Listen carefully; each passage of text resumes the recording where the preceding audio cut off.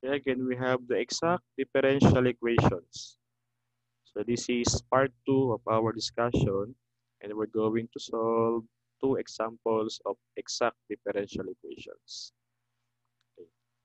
For example number 1, so we're going to find the general solution of a differential equation 2x plus y cosine of xy dx plus x cosine of xy dy equals 0. Okay, muna tayo sa test of exactness. Check natin kung ito ba ay exact differential equation. Okay.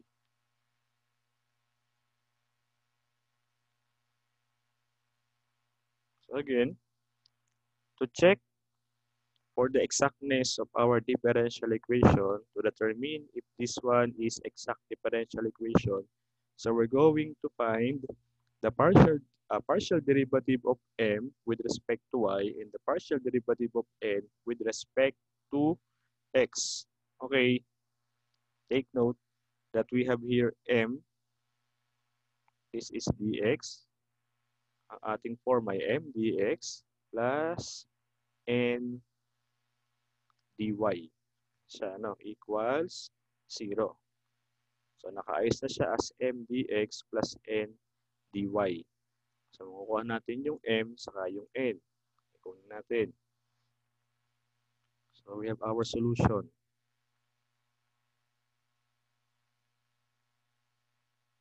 Doon muna tayo sa checking of differential equation kung siya ay exact.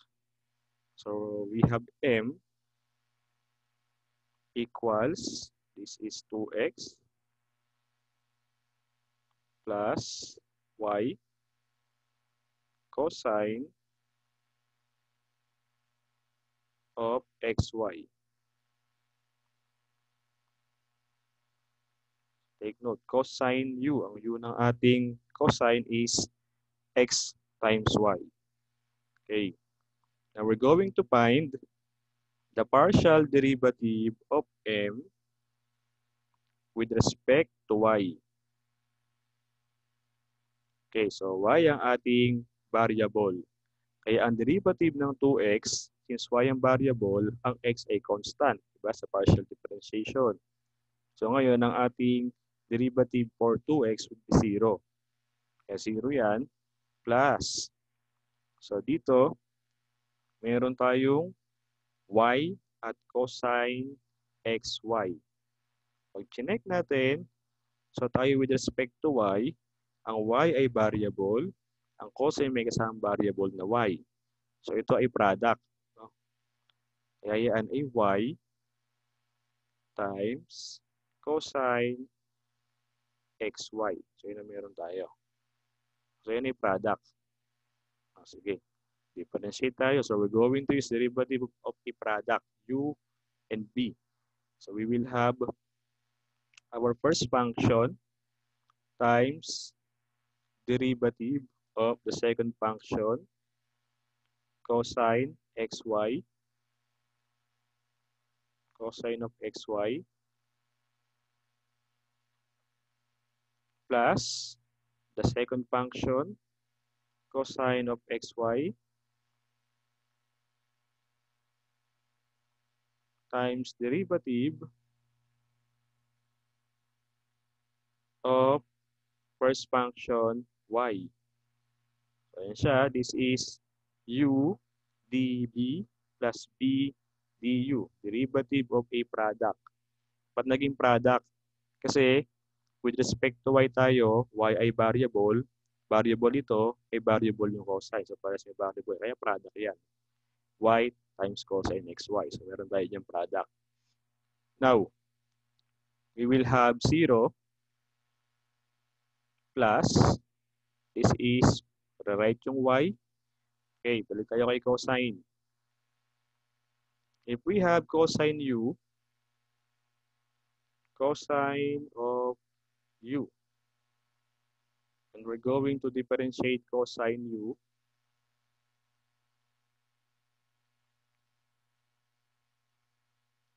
by equal yan kay negative sine u derivative of u with respect to x. So, negative sin u du ang ating derivative para sa cosine. Then, we will have, okay, negative sine of u, which is xy, sine u. Then, derivative pa tayo ng u. Ang u natin ay xy. So, ayan yung derivative ng cosine xy, partial derivative, plus cosine xy, cosine of xy. So, ang derivative naman ni y is 1. Okay. Then again, simplify pa natin. Alasin ko na si 0, kaya y na lang yan, times negative sine of xy. Then, dito tayo this is derivative of xy with respect to y. So, y ang variable dyan. Kaya mangyayari, lalabas mo yung x, constant yan, and we're going to differentiate the variable which is y. Plus, rewrite na, times 1 lang kasi, kaya cosine of xy. Then again, we will have y times negative sine of xy. Diba? X times x yan, times derivative ng y is 1. Plus cosine of x, y. Okay. Now, simplify na natin. So, this is y times negative, diba? Times x times 1. So, we will have negative xy times sine of xy. Bunuod ko muna yung trigonometric Ito, hindi ko muna binukod natin yan. Kaya y times negative y times x, negative xy times 1, negative xy times sine xy. Okay, labas lagi sa harap ang punta ng mga katabi ng trigonometric. Plus, write lang ito, cosine of x, y. So, this is our partial derivative of n with respect to y. Okay, so we're going to get the partial derivative of n with respect to x. Natin kung mag-i-equal. Okay, so erase natin itong part na to.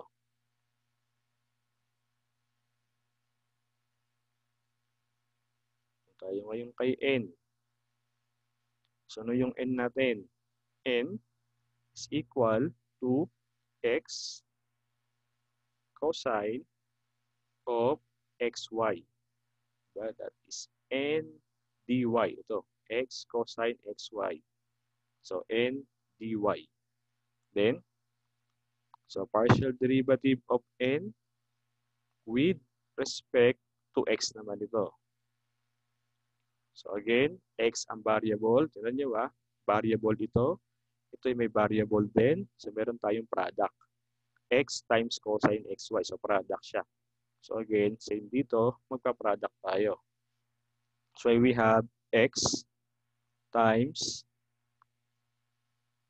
derivative with respect to x of cosine of xy plus second function cosine of xy, then the partial derivative with respect to x of our first function, which is x.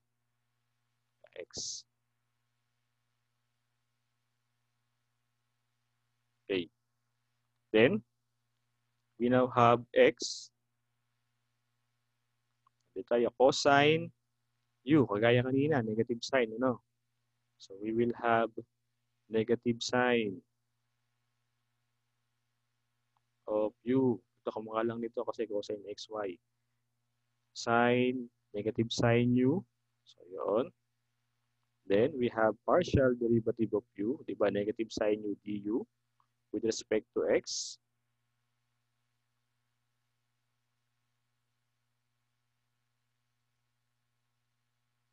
So, u natin ay xy. Okay. Plus, this is cosine of xy times derivative ng x ay 1. Okay. So, we have x times negative sine of xy. So again, we are differentiating with respect to x. So x ang variable natin, kaya si y ay constant. So pwede mo ilabas si y dito. Lalabas natin si y. Then we're going to differentiate the variable which is x. So ayun siya. Plus cosine of xy times 1 is simply cosine of xy. That's why we have x times negative sine of xy times y times derivative of x with respect to x is 1 plus, rewrite lang itong dulo, cosine of xy. Then, simplifying, the partial derivative of n with respect to x is equal, so x times negative is negative x, multiply mo kay y times 1, so negative xy yan. Then sine, write si sine, sine of xy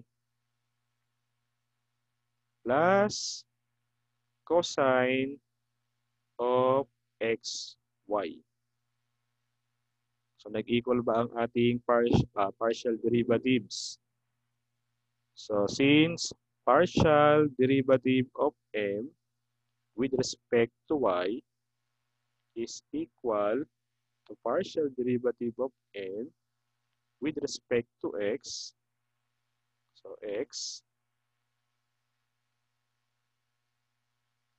with respect to x, so therefore, the equation is exact.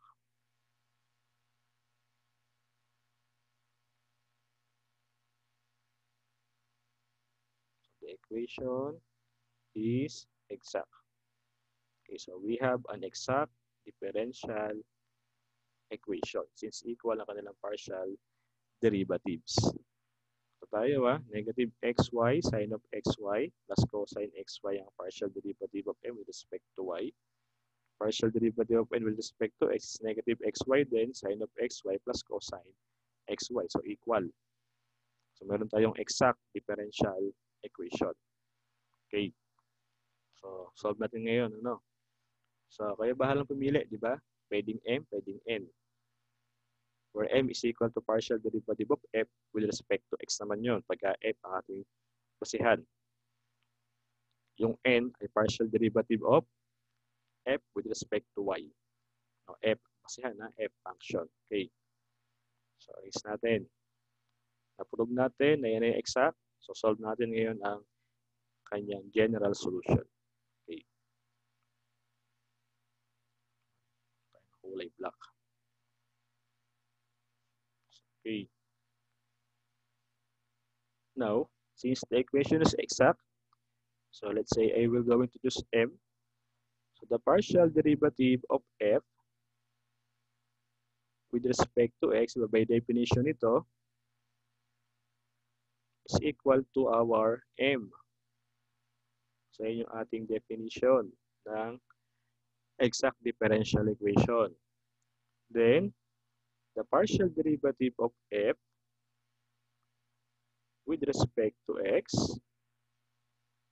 is equal to m, where m is 2x plus y cosine of xy. So this is our partial derivative of f with respect to x na equal sa m. Now we're going to integrate. Sige. So ito muna, no? So ang partial derivative ng f ay equal sa 2x plus y cosine of xy. Siya, no? Okay, ito ang ating pinaka-differential with respect to x. Then we're going to integrate. Okay. So the integral of df would be f. Diba? F yan. Ito, paghiwalayin natin. So integral of 2x. Then ang ating pinaka-differential, dx. Plus the integral of y cosine of xy. Then, differential natin. Dx. Okay. Yung unang part, dito tayo muna, no?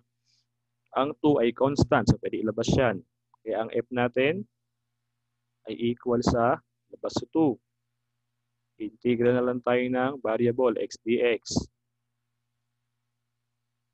Plus, okay, so we are integrating, di ba, with respect to x, kaya yung y ay constant. So, pwede mo siyang ilabas. Labas natin yung y. So, labas si y. We now have integral of cosine of xy. Then, differential dx. Okay. Itong una, yan ay x dx lang. So, yan ay integrable using yung power formula lang natin. X raised to n plus 1 over n plus 1. So, integrable yan. Dito tayo sa may pangalawa, cosine u. Diba? Okay. Cosine u. So, when we are integrating cosine u, dito tayo ng formula, cosine u dapat yun ay may kasamang du.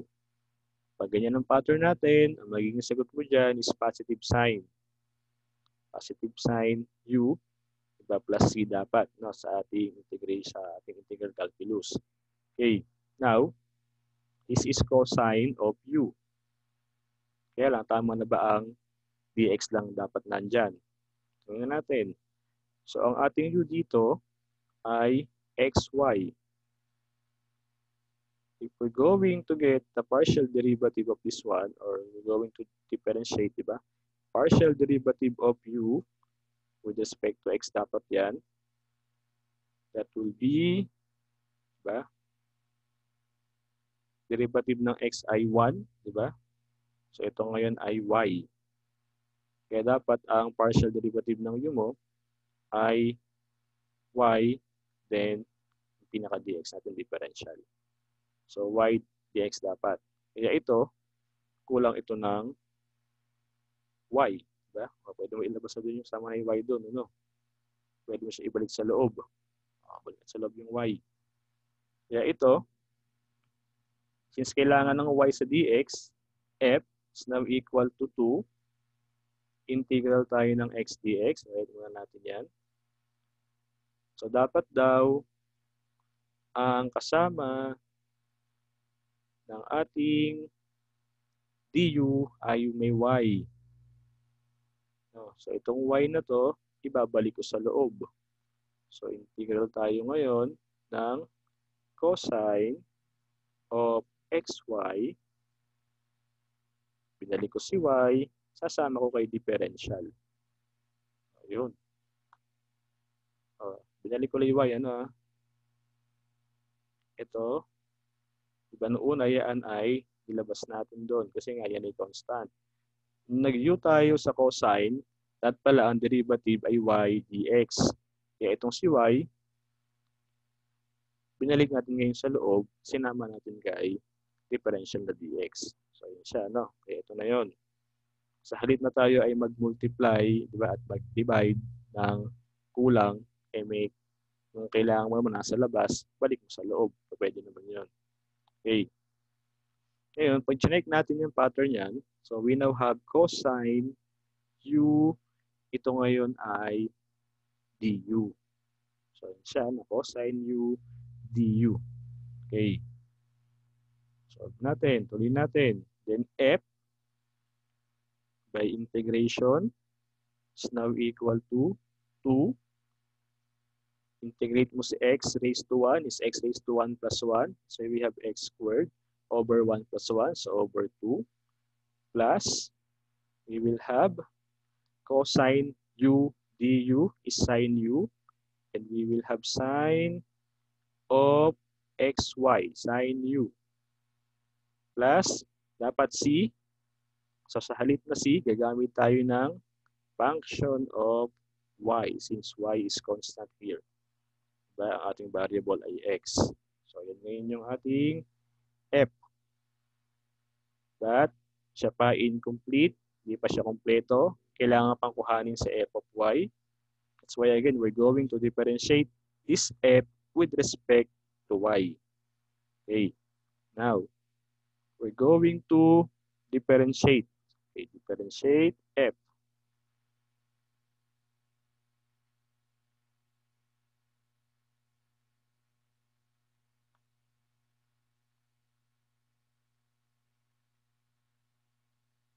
So tayo ay with respect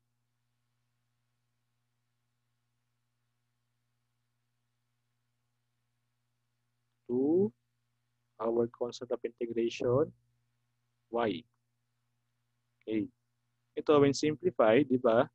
2 cancel yan. Ano? So y f is now equal when simplified to x squared na lang plus sine of xy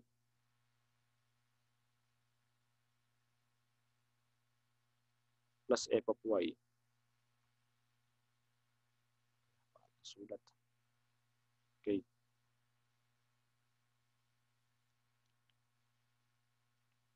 Then, again, we're going to perform partial differentiation. Kasi tayo with respect to y lang. So, the partial derivative of f with respect to y is now equal to, o y ang variable, x squared yan, derivative niya ay magiging 0. Plus, itong sign, may kasamang variable na y. So, derivative mo ang sign. Ang derivative ng sign ay cosine u, derivative ng u. We will have cosine of u, cosine xy, then derivative with respect to y of our u is xy, plus this is f prime of y. Okay.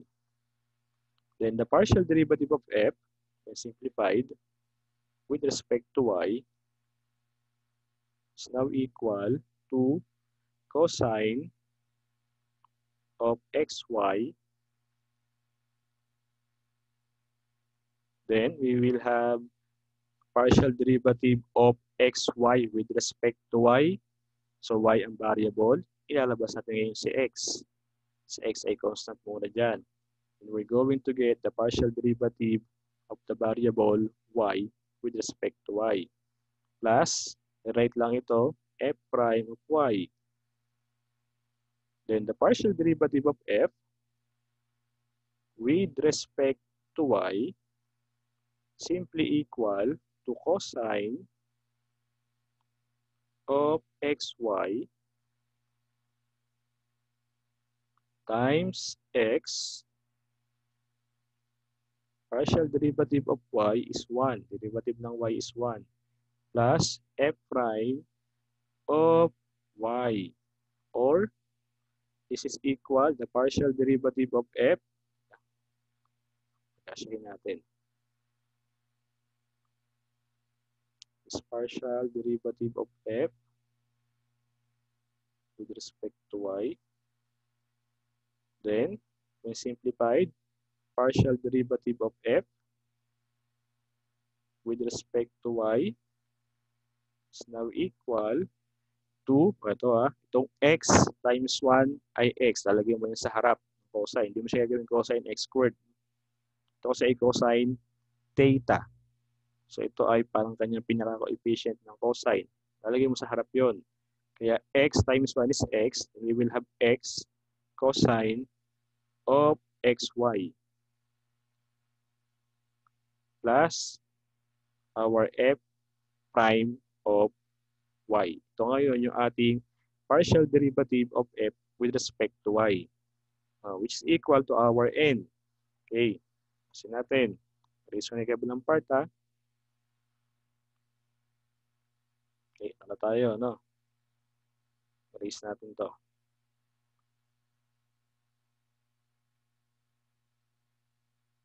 Again, by definition, the partial derivative of f with respect to y is equal to n. With respect to y. So, papalitan natin ngayon yung nakuha nating partial derivative of f with respect to y. Equate natin. Usually dito may nakakancel talaga pag equate na kayo, no? Kung ano given, nakakancel siya kadalasan talaga dyan. Nakakancel talaga yung given. Okay. So, again, by definition, the partial derivative of f with respect to y ay equal kay n. So, galing tayo dito, ang partial derivative ng f daw with respect to y, ang nakuha natin ay x cosine of xy plus f prime of y. Now, ito, papalitan natin ng n. Kaya magiging n is equal to x cosine of xy plus f prime of y. Okay, so yun siya, no? But n, sa ating equation doon, n dy. So meron kang n which is equal to x cosine of xy. Palitan natin. Yung n ay equal kay x cosine of xy. Okay, yung n. So equal din yan sa right side natin na x cosine of xy plus f prime of y.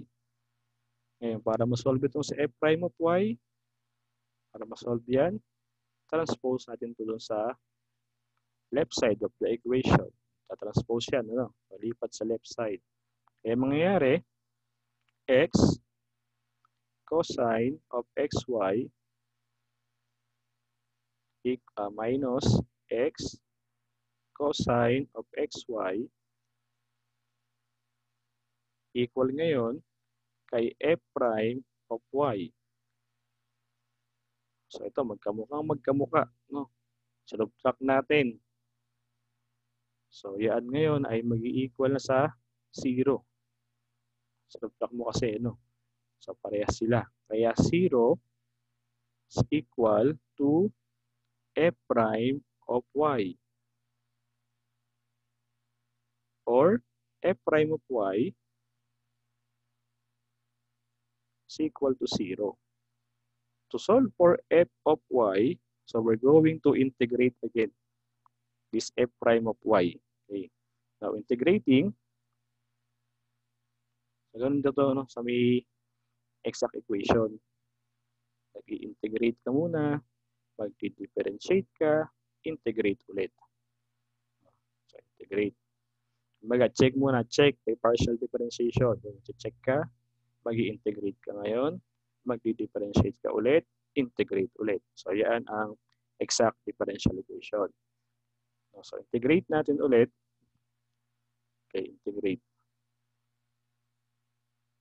So, integrating. So, we will have the integral of f prime of y equals the integral of 0.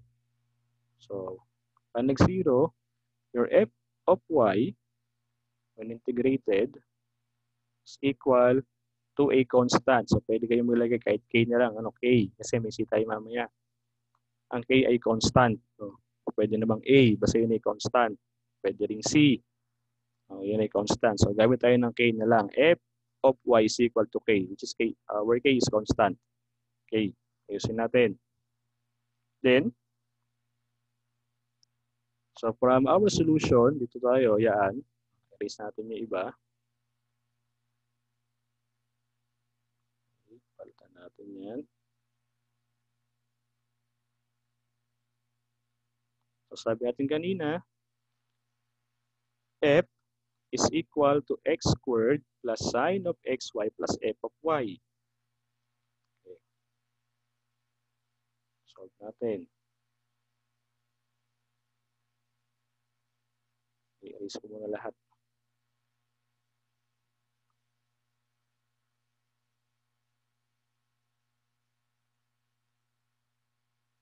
Again, f is equal to x squared plus sine of xy plus f of y, or f is now equal to x squared plus sine of xy plus our f of y is a constant k. Di ba sabi sa ating definition, the solution of exact differential equation f of xy is equal to c. So you're going to equate this to c. Then, x squared plus sine of xy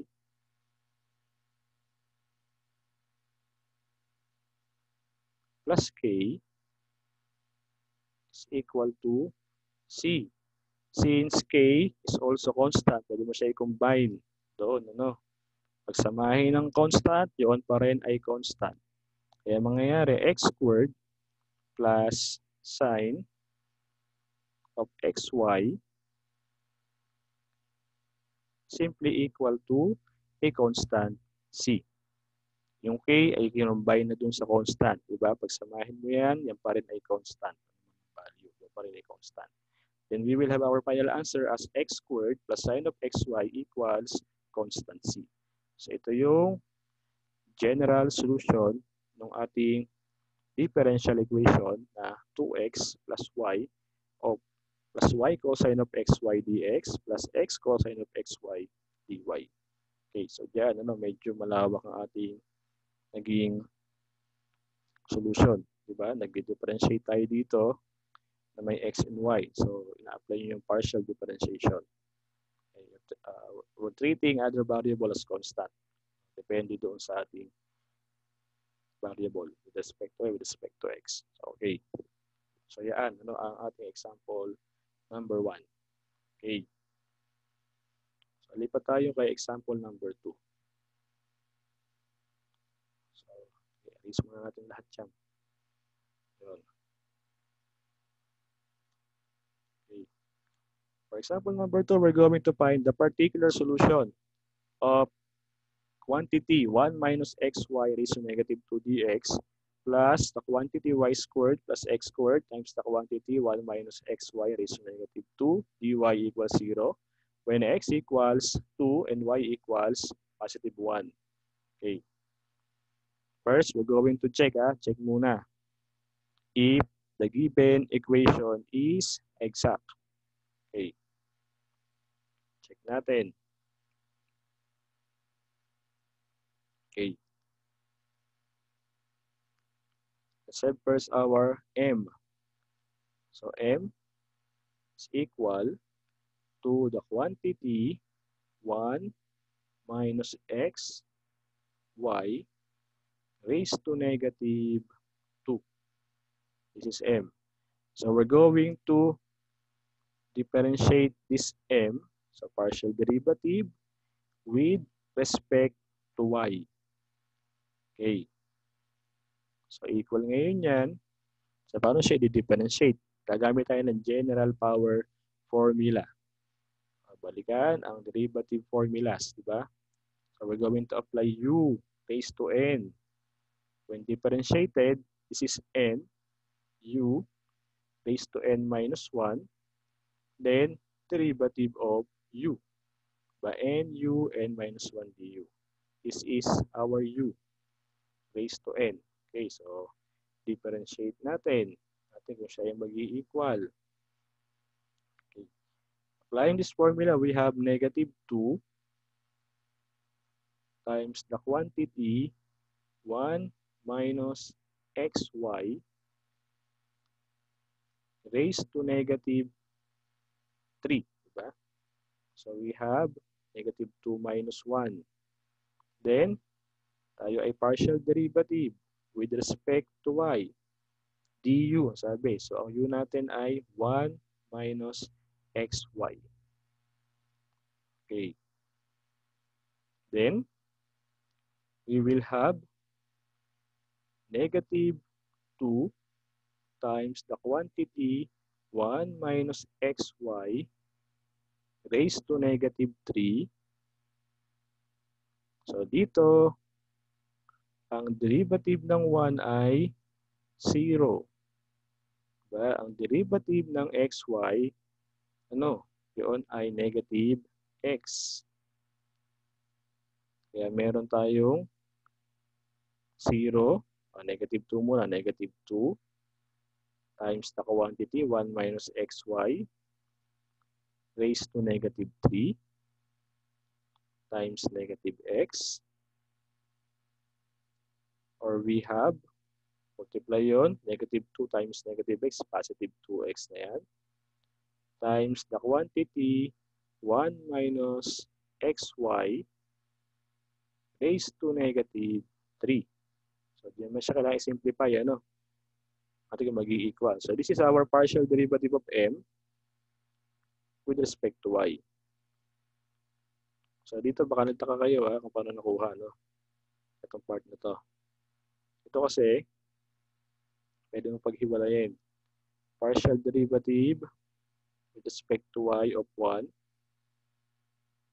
minus partial derivative with respect to y of xy. So, yan ay sum or difference. So, difference siya ng dalawang functions. Then, ito ngayon, magsi-0. Diba? Constant yan eh. Ito, with respect to y tayo, lalabas si x, partial derivative ng variable, which is y. Ito ay equal sa 1. Meron kang 0 minus x doon. X times 1 is x, so we have negative x na lang dito. So, ganun siya, ba na nakuha, Okay. Doon tayo ngayon kay n. So, ano yung n? Yung n equal kay y squared plus x squared times the quantity 1 minus xy raised to negative 2. So, ito ang ating n. Okay. Tingnan natin paano mangyayari. Okay. Usin natin. So, we're going to differentiate n with respect to x naman. So, ito ngayon ay y squared. So, yan ay mag-c0. Okay, so 0 yun. Then, plus. Ito naman ay magiging product. So, product yan. Kasi ito ay variable, ito ay variable. Okay, ayusin natin. So, this will become x squared times, so we have the partial derivative with respect to x of 1 minus xy quantity raised to negative 2 plus quantity 1 minus xy raised to negative 2, then derivative of our first function, which is x squared. So, yun. Then, we now have x squared Then differentiating with respect to x, so we have negative 2. So yan ay negative 2 times 1 minus xy, diba? Base 2, this is negative 3. So negative 3 yan. Then derivative pa tayo, derivative. Okay, so we have derivative of u with respect to x, d1 minus xy. Okay, baba ko na lang plus. This is 1 minus xy raised to negative 2. Then, derivative ng x squared ay 2x. Okay, 2x. Ayusin natin. So, what will happen? So, we now have x squared. Isulat. So, we have x squared times negative 2 times 1 minus xy raised to negative 3. Okay, gusto natin sulat. Negative 3 yan. Then, ganito ka kung ano kanina, 0. Saka, diba, 0 yan. Minus y. Kaya, kagaya kanina, dito, x ang variable. Lalabas si y, derivative ng x ay 1. So, meron ka 1 times y. So, meron tayo y0 minus y. Plus, so we have the quantity 1 minus xy raised to negative 2 times 2x. Okay. Simpan natin. Ito ay positive. Positive 2x squared y times 1 minus xy raised to negative 3. Okay. Plus, meron tayong 2x times 1 minus xy raised to negative 2. Okay. So, ano nangyari? Then, we will have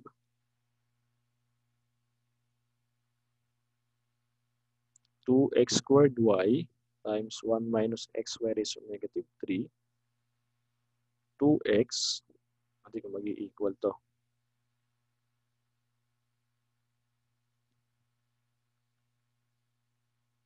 Okay, 2x squared. This is 2x squared y. Then 1 over 1 minus xy.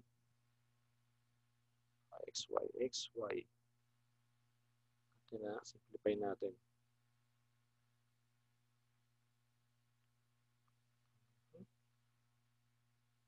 One over xy. Yan ay raised to 3. Plus 2x. Then 1 over 1 minus xy. Raised to positive 2. Or we will have 2x squared y all over 1 minus xy quantity cube plus 2x all over 1 minus xy quantity squared. Magano tayo, mag-LCD. Tuloy ko dito sa part na to, no? Bukod natin to. Okay. So, tayo sa LCD. So, we're going to have the partial derivative of n with respect to x. So, ang kanyang pinaka-LCD is mas mataas yung power, which is 1 minus xy quantity cube. So, itong LCD na yan, i-divide mo dito, 1. So, meron kang times 2x squared y, 2x squared y pa rin siya. Okay. Plus ang ating operation. So, plus 1 minus xy quantity cube, i-divide mo sa 1 minus xy squared is 1 minus xy. Kaya 2x times 1 minus xy. Kaya na. Minus ng power, ito, 3, diba? Minus 2 is 1. So, meron ka itong 1 minus xy. Then, 2x squared y minus, diba, plus, rather, multiply mo sa 1 is 2x. Multiply mo kay negative xy minus 2x squared y. Then, all over 1 minus xy quantity cube. So, doon tayo sa ating numerator. When simplified, ito ay similar, x squared y to negative 2. So, 0 yan. So, mawala yan. That's why, our partial derivative of m with respect to x is now equal to, 2x na lang sa ating numerator, all over 1 minus xy quantity cube. So, sila ba ay nag-equal? Simplified, equal, ano? Ito kasi, pwede mo yan gawing, diba? I-over mo to, ano? Reciprocal. Equal yan sa 2x all over 1 minus xy din. Positive 3 naman, raised to positive 3. So, equal silang dalawa, ano? So, nag-equal and simplified. So, our partial derivative of m with respect to y is equal to partial derivative of n with respect to x. So, therefore, the equation is exact. Teka nga lang, ano? Equation is exact. Okay. So, ganyan. Medyo mahaba, ano, ang ating naging test for exactness. Kasi ako ay nag-product. Ito naman kasi pwede nyo itong solve using quotient. No? Kaya bahala. Pwede kayo dyan mag-quotient x squared all over 1 minus xy squared. Pwede rin yun, ano, pag mag-quotient kayo. Okay. Bukan natin, ano. Since exact yan, dun tayo ngayon sa solution. Okay. So, okay na. So, I will going to erase. Ito yung ating n, ito yung ating m. So, mag-equal silang dalawa. I-erase natin. Since exact ang equation natin, doon ako sa ano, partial derivative of f with respect to y. So, equal yan sa n. Equals n. Okay. So, partial derivative of f with respect to y is equal to, ang n natin ay y squared. So, y squared plus x squared times the quantity 1 minus xy raised to negative 2. So, ito yung ating n dy. Then, we're going to integrate with respect to y. So, partial derivative of f is equal, by the integral, is equal to integral of the quantity y squared plus x squared times the quantity 1 minus xy raised to negative 2. So, ito dapat yung differential natin na dy. Tapos sa paghihiwalayan, ano? Then this will become f when integrated, equals the integral of, we have y squared. Then differential natin na dy plus the integral of x squared times the quantity 1 minus xy raised to negative 2. Then differential natin with respect to y. Okay. Ito una, integrable na to, no? So this will become y raised to 2 plus 1 over 2 plus 1. So we have y cubed over 3 plus, ito naman, tayo ay with respect to y. That's why x squared is constant. Okay, ano? Sa labas si x squared. Yan ay constant. Kasi ang ating variable ay y. An integral of 1 minus xy raised to negative 2, then dy. Okay. So natin para partial ang ating with respect to y tayo dito. Okay. Kung tayo ngayon sa extension of power formula. Okay. Bihin natin. So we have the integral of u raised to n du. Kailangan may du ka. Yan ay equal sa u raised to n plus 1 ba over n plus 1 plus c. Yan tayo. Dito meron kang u raised to negative 2. Yan ang u natin. Now, since u is equal to 1 minus xy and we are differentiated with respect to y, so ang ating pinaka-du dapat ay equal sa, so ito ay 0, tayo ay with respect to y, ano? With respect to y. Kaya ang x ay constant. Ang derivative ng y ay 1. Okay, ah? Then partial derivative of u with respect to y would be negative x. Negative x.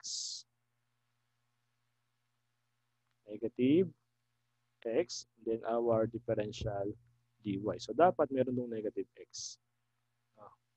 Ayusin natin, ano? Para ma-integrate natin. Then, f is equal to y cubed over 3 plus, this is x squared. Integral tayo ng quantity 1 minus xy. Quantity raised to negative 2. Then, partial derivative tayo ng y or differential dy with respect to y tayo kasi. So, ang kulang natin ay ito, si negative x. So, kung ano yung kulang, since yan ay constant muna, pwede tayo mag-multiply at mag-divide ng constant para ma-integrate. So, we're going to multiply itong loob ng negative x yung kulang niya. Ilalabas naman natin yung reciprocal. 1 over negative x. Ito yung shortcut na ano para itong manipulation. Ano? Kung ano yung kulang sa derivative sa du, multiply natin. So, kulang ng negative x. Kasi yan ay constant muna. So, multiply mo ng negative x. Tapos yung reciprocal, lalabas natin 1 over negative x. Okay. Ayusin natin. Then f is equal to y cubed over 3 plus, ito pala muna, ano, simplify natin dito. Ito, positive, negative, will become negative. No, minus na yan. Okay. So, minus tayo doon. Then, x squared over x is x na lang. So, minus x. Integral of the quantity 1 minus xy, diba? Negative 2. Ito magiging negative x saka yung ating differential. So, pag chinek natin yan, we now have u raised to negative 2. Ito na si du. So, yan ay integrable na. Ito na, no? Pwede na i-apply ito. Yan na tayo. Kasi dapat ang derivative ito, negative x, as yung pinaka-differential na dy, yun na si negative x, kasama na ng differential natin. So, integrable na yan. We're going to apply this extension of our formula. Then f is now equal to y cubed over 3 minus x times the quantity 1 minus xy. Negative 2 plus 1 is negative 1 all over negative 1. Diba? Raised to n plus 1 over n plus 1. Negative 2 plus 1 is negative 1 over negative 1. So, halip na plus c, ang lalagay natin ay f of x. Kasi ang x ay constant. Diba? Tayo kasi with respect to y. Simplifying, f is equal to y cubed over 3. So, negative over negative is positive, kaya plus x times the quantity 1 minus xy raised to negative 1 plus f of x as our constant of integration. So, this is our f. Now, we're going to solve for is f of x. Diba? So, solve natin yan para makompleto yung ating function, yung ating pinaka-solution. Okay. So, di ba, pagkatapos niyang mag-integrate, mag-differentiate naman tayo with respect doon sa ating constant of integration. Okay. Okay, mag-erase ulit tayo. So, medyo tandaan nyo lang, na una, check. Check by partial differentiation. Then integrate. Then again, we're going to differentiate partially ulit. Then integrate ulit. So yun na, makukuha yung final answer natin. Okay. So again, so we're going to differentiate. So differentiate tayo.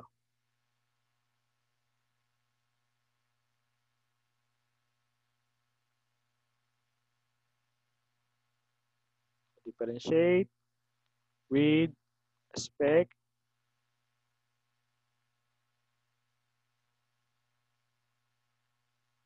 to x. Kasi x ang ating constant of integration para masolve yung f of x. Sige. So we have partial derivative of f with respect to x. So x tayo mag-differentiate. Is equal to, so y cubed over 3, ang y ay constant, so ang derivative niya ay 0, plus, dito tayo, tayo mag-integrate x times 1 minus xy raised to negative 1. Okay, natin muna, ayusin natin to para mas daling i-integrate. Gawin natin siguro, gawin natin quotient. Sige. So, we have x. Ito, pag inayos natin to, sige, mas madaling solve. This is x over 1 minus xy. So, yan siya, nakatumbas niyan. Kaya magko-quotient na lang tayo, ibahin natin. Quotient naman, gamitin natin. So, we will have 1 minus xy as quotient, di ba? Para kayo ma-practice sa pag-differentiate. 1 minus xy, then partial derivative with respect to x of numerator, which is x, minus x. And we have partial derivative with respect to x of our denominator, 1 minus xy. Then all over, square of denominator, 1 minus xy, quantity squared. Ito inayos ko lang ito, x over 1 minus xy. Diba? Ito ay raised to positive 1 na. So again, this is our u over v. So ang derivative ng product, ng quotient ay v du minus u dv. Okay, plus f of x pa. So Erase ko muna itong isang formula.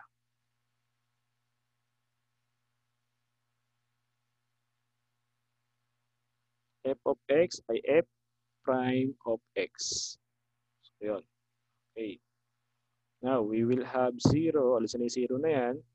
This is quantity 1 minus xy times, ang derivative ni x ay 1 minus x. Doon tayo sa derivative. Derivative ng 1 ay 0. So, with respect to x tayo, diba?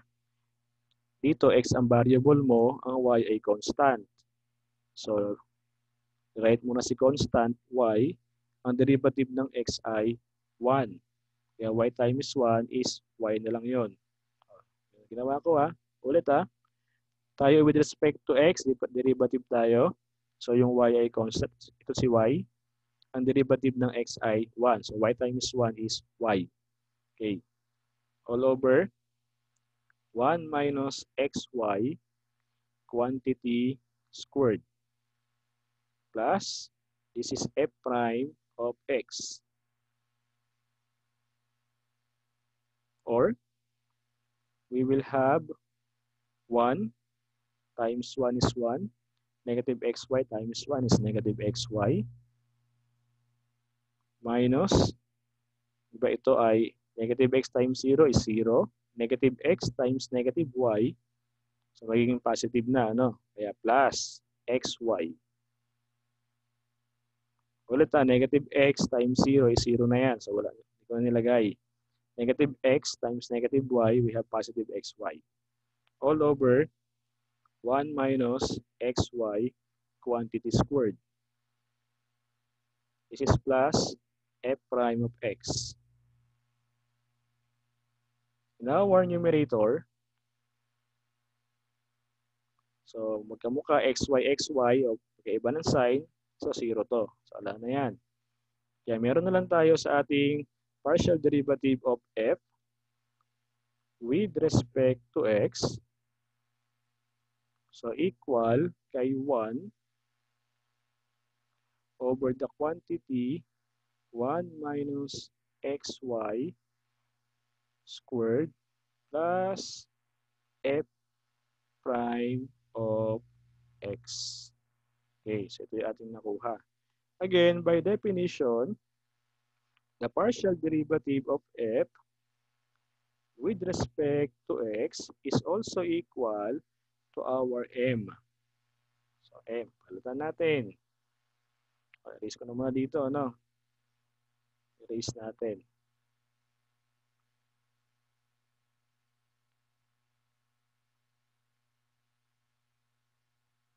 Iwanan ko lang yung ating answer, which is y cubed over 3 times x, 1 minus xy raised to negative 1 plus f of x. Okay. That's why, dito tayo huminto, equal lang kay m. So m is now equal. So we're going to replace partial derivative of f with respect to x by m. Kaya m equals. This is 1 over x, 1 minus x. Erase natin para maayos. 1 minus xy quantity squared plus f prime of x. Okay. M, ito ang m natin, m dx.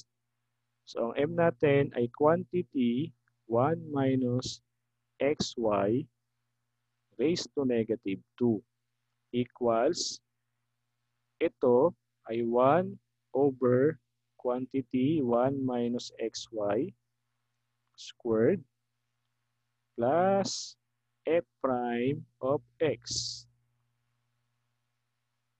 Then again, tatranspose mo yan.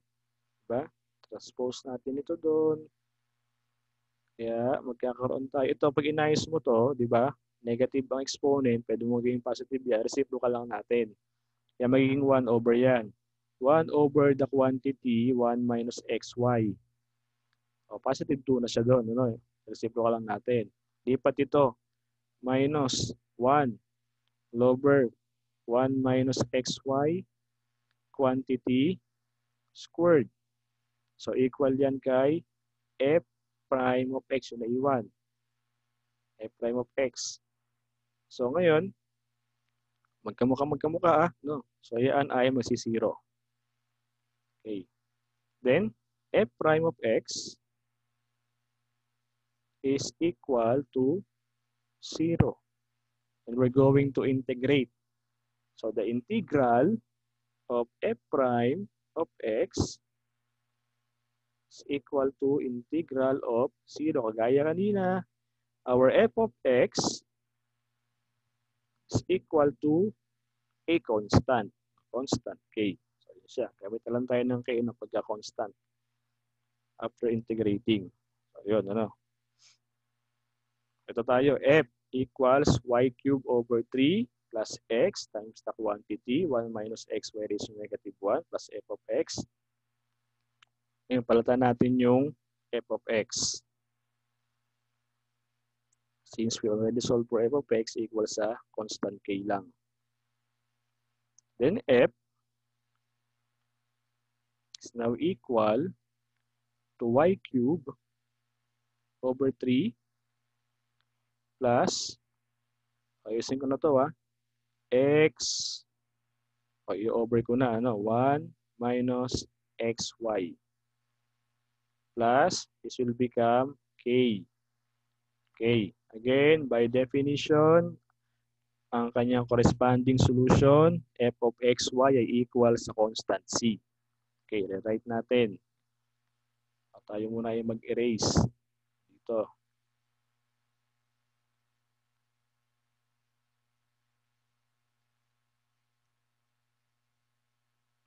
Tayo mag-erase. Pagka-isa-isa.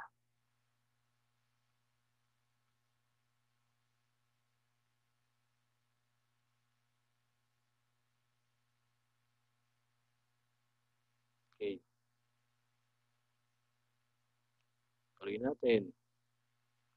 So again, y cube, diba sabi ang f daw ay equal kay c. So y cube over 3 plus x over 1 minus xy plus k is now equal to a constant c. Or, kagaya kanina, y cube over 3 plus x all over 1 minus xy is now equal to c na lang. Ano? We combine x, k and c, parehas silang constant, so c na lang yan. Now we're going to use the values given, x equals 2 and y equals 1 to solve for the value of c. Okay. Kasi we're going to solve for the particular solution. Diba, ang particular derived yan from general solution. Given yung values ng x and y to solve for c. Okay. When x equals 2 and y equals 1, so we replace x by 2, replace y by 1. So we will have 1 cube. Teka, isa natin yung 3. Medyo malabo.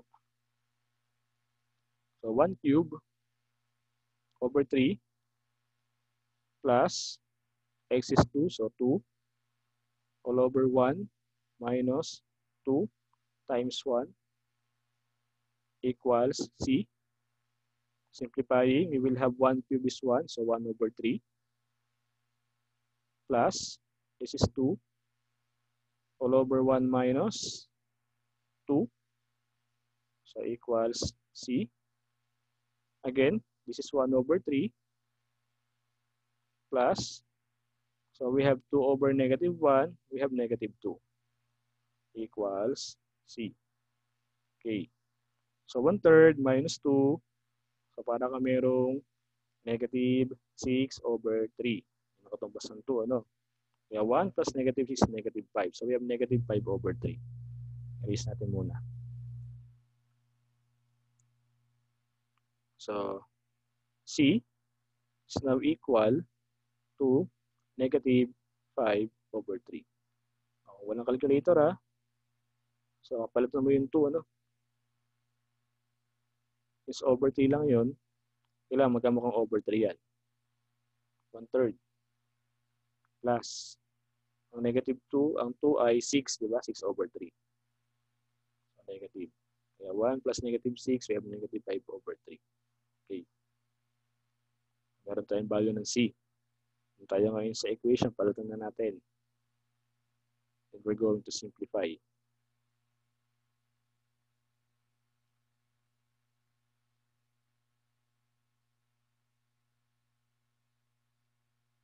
Okay, erase muna ulit lahat yan.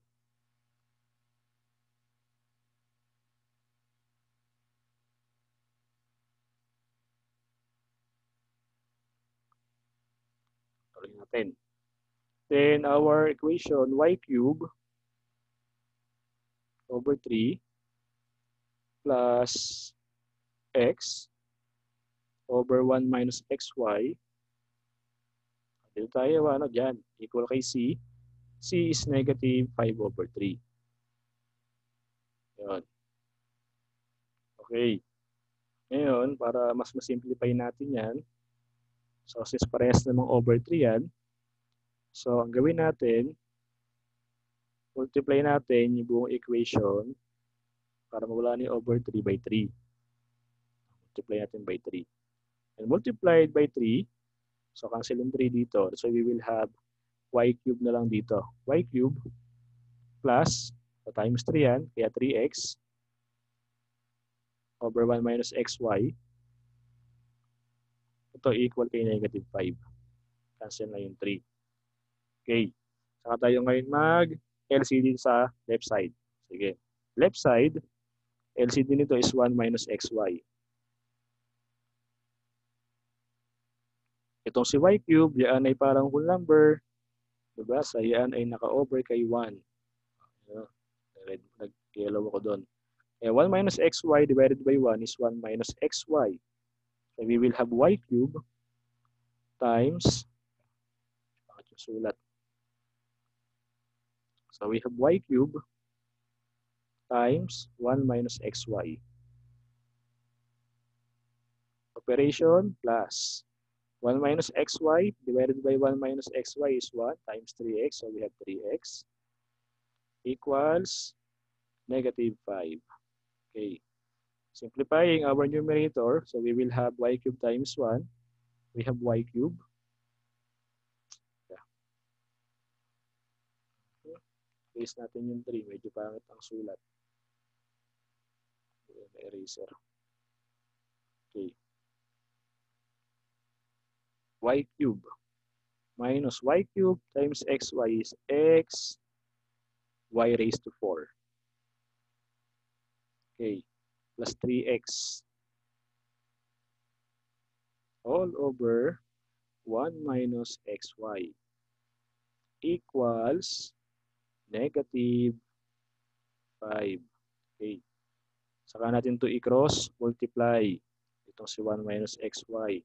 Kaya magkakaroon tayo ng y cube minus x y raised to 4 plus 3x equals negative 5 times 1 minus xy. So, yun siya, multiply doon. Isa pa, ayusin pa natin. Y cube minus x y raised to 4 plus 3x equals negative 5 plus 5xy. Negative 5 times negative xy. So 5xy. Gawin natin ngayon sa ito, lahat ng variable doon sa left side. Iwan na natin si 5 doon sa right side of the equation. Okay. So transpose lang, ano? Unahin ko itong may y raised to 4. Negative x, y raised to 4, unahin ko lang. Positive ito, kaya plus y cube, plus 3x. Transpose ito, minus 5xy equals negative 5. So ito yung ating final answer. Or pwede mo yung i-multiply, ano? So, pwede naman. Gusto mong gawing positive yung 5, pwede mo i-multiply ng negative yung magkabilang side na equation. Mababago lang sign. So, magkakaroon ka ng positive xy raised to 4, negative y cube, kaya minus y cube, then plus 5xy, inuna ko lang sa xy, minus 3x, equal naman siya kay positive 5. So, magkamukha lang sila, ano? So, pwede rin ito. So, we have xy raised to 4 minus y cube plus 5xy minus 3x equals 5. So, yan ay galing dito. Ito ay multiply natin by negative 1 in both sides of the equation. So, we have the same answer. Okay. So, yan si exact differential equation kapag ang kinukuha ay particular solution.